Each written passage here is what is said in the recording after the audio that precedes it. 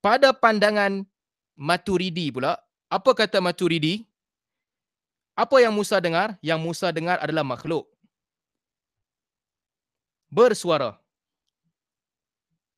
Dan saya kena take note, sama macam Karamiyah tadi, Maturidi meskipun dia kata makhluk yang bersuara, sebab makhluk itu datang bagi menggambarkan kalamullah yang bersifat qadim.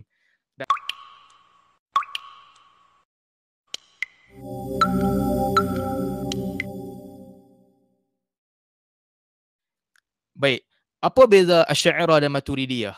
Ini penting juga. Apa beza antara Asy'ariyah dan Maturidiyah? Kalamullah, okey, yang bersifat azali tadi, kalamullah, yang sebetulnya kalamullah. Bukan yang pada pandangan Ibnu Qulab ni lah, bukan yang menggambarkan kalamullah, bukan perkataan-perkataan ni. Kalamullah yang asal tu. Pada pandangan Asy'ariyah, kalamullah, saya tulis bawah sikit, okey, baru boleh bagi clear. Baik, pada pandangan Asy'ariyah, buka kurungan, kalamullah yang tak ada huruf, tak ada suara, tak ada bahasa, tak ada permulaan, tak ada penghujung ni semua, boleh didengar.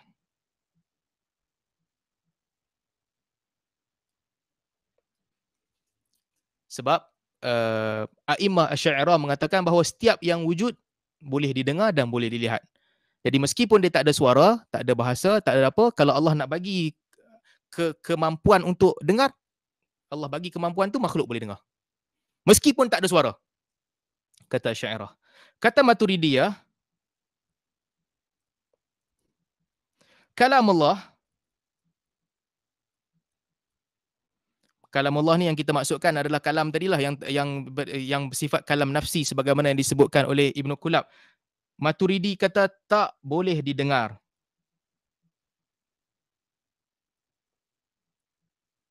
Maturidi sama dengan mazhab-mazhab yang lain. Tak boleh dengar. Kalau tak ada suara, tak bolehlah dengar. Tak ada suara, nak dengar macam mana? Asy'ariyah kata tak. Setiap yang wujud tu boleh didengar. Cuma tidak berlaku saja. Kalau Allah nak bagi boleh dengar, kita boleh dengar. So pada pandangan Asy'ariyah, pada pandangan majoriti mazhab, ahli falsafah, ahli kalam, ahli hadis, gitar boleh dilihat, tak boleh didengar. Saya bagi contohlah, gitar boleh dilihat, tak boleh didengar. Bunyi gitar boleh didengar, tak boleh dilihat. Ini pandangan siapa? Majoriti mazhab. Tak kisahlah mazhab tu sesat kata sesat, semua orang kata, boleh nampak gitar tak? Boleh nampak. Boleh dengar gitar? Tak boleh dengar.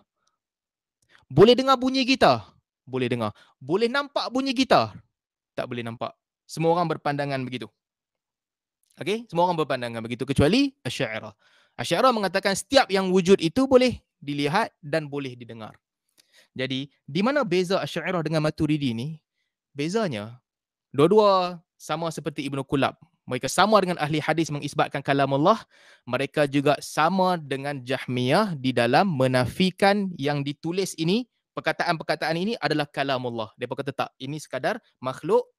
Sebahagian ulama tak suka guna perkataan makhluk kecuali untuk mengajar sahaja sebab takut disamakan dengan Jahmiyah. Ini semua adalah benda baru bagi menggambarkan kalamullah. Baik. Bezanya apa? Bezanya adalah pada isu apabila Nabi Musa alaihi salam bercakap dengan Allah Subhanahu wa taala. Apabila Allah Subhanahu wa taala memanggil Nabi Musa dan juga berbicara dengan Nabi Musa. Apa yang Nabi Musa dengar ni? Ini isu yang semua mazhab kena selesaikan. Apa yang Nabi Musa dengar? Mengikut mazhab ahli hadis, okay, apa yang Musa dengar? Apa Musa alaihi salam dengar? Ini soalan yang besar ni, perlu diselesaikan. Mengikut ahli hadis, yang Musa dengar itu adalah kalamullah. Okay. Yang Musa dengar, ahli hadis kata adalah, saya bagi besar sikit tulisan, kalam Allah. Allah memilih Musa alaihi salam untuk memperdengarkan kepadanya kalam Allah. Musa dengar kalamullah bisaut. Suara yang Musa dengar itu adalah kalamullah. Kata siapa? Ahli hadis. kalamullah dan ada suara. Mengikut Jahmiyah, apa yang Musa dengar? Yang Musa dengar itu adalah makhluk yang bersuara. Musa dengar itu apa? Makhluk yang bersuara. Bukan kalamullah. Nama aja kalamullah. Wa kallamallahu Musa taklima tu, Jahmiyah kata ini sekadar menggambarkan keistimewaan Musa. Dia dengar langsung tanpa melalui perantaraan malaikat seperti nabi-nabi lain. Tapi still yang dia dengar tu adalah makhluk. Bukannya kalamullah. Allah cipta makhluk tu khas untuk Musa dengar. Ini kata siapa? Jahmiyah. Karamiyah kata, yang Musa dengar adalah kalamullah bersuara. Tapi masalah karamiyah, saya kena take note, tulis note ni. Karamiyah mereka menafikan sifat.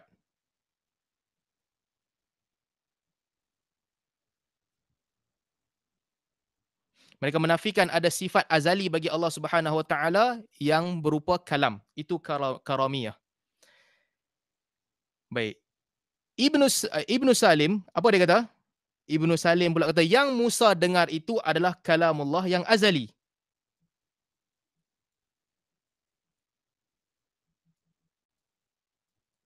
Yang ada sejak awal lagi diperdengarkan kepada Musa. Pada pandangan Asy'ariyah, apa yang Musa dengar? Asy'ariyah kata yang Musa dengar kalamullah. Tapi tak ada suara. Tak ada suara. Allah ciptakan pada Musa kemampuan untuk mendengar kalamullah. Musa dapat tangkap kalamullah. Dinamakan dengar, tapi bukan suara yang didengar oleh Musa. Dengar kalamullah. Tapi apa yang Musa dengar itu? Yang Musa dengar itu adalah kalamullah yang tak ada suara, tak ada huruf, tak ada bahasa, tak ada permulaan, tak ada penghujung. Cuma Allah ciptakan pada Musa kemampuan untuk mendengar. Itu sahaja. Dia dapatlah kemampuan tu, walaupun kalam nafsi. Pada pandangan Maturidi pula, apa kata Maturidi? Apa yang Musa dengar? Yang Musa dengar adalah makhluk bersuara. Dan saya kena take note, sama macam Karamiyah tadi, Maturidi meskipun dia kata makhluk yang bersuara, sebab makhluk itu datang bagi menggambarkan kalamullah yang bersifat qadim. Dalam masa yang sama, Maturidi kata ada kalam nafsi. Baik, ini ringkasnya. Saya kena baca benda ni tuan-tuan sebab nanti kita baca kitab kita boleh faham. Kalau kita tak, saya minta maaf lah, benda ni macam susah sikit. Tapi kalau kita tak cerita bab ni, nanti baca kitab kita tak boleh nak faham. Boleh faham tak? Yang ni ringkasannya. Lepas ni hidup kita akan senang sampai kita pergi bab lain pula. Selagi mana kita cerita bab kalam dalam kitab Al-Bukhari, hidup kita akan senang. Sebab ini je asas-asas yang kita kena faham. Baik.